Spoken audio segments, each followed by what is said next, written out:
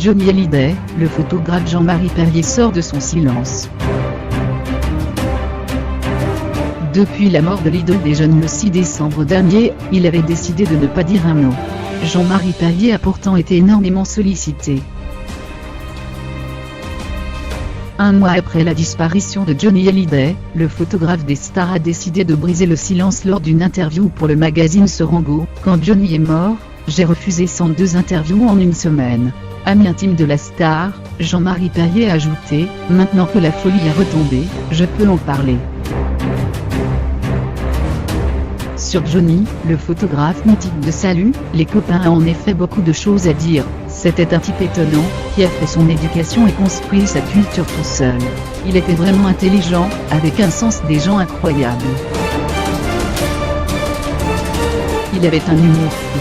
Pour Jean-Marie Perrier, le musicien était doté d'une autodérision qui aurait fait passer les guignols de Canal+ pour des guignols. Personne ne se moquait de Johnny Hallyday autant que lui-même. Si le chanteur n'avait pas vraiment l'image d'un bon train, c'est parce que son personnage dépendait des gens qu'il avait en face de lui, explique Jean-Marie Perrier. Pour voir ce Johnny-là, il fallait être seul avec lui. Dès qu'une tierce personne arrivait, il faisait son numéro.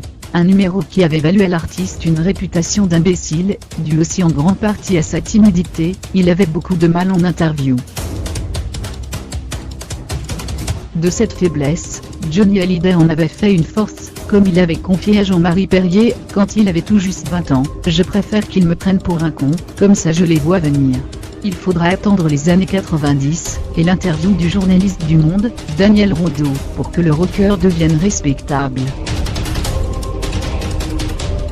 Mais Johnny, c'était aussi de la poésie pure, se rappelle Jean-Marie Perrier, qui a raconté une scène étonnante. Au grave, le chanteur avait dit tout le mal qu'il pensait du fisc lors d'une fête chez Eddie Mitchell.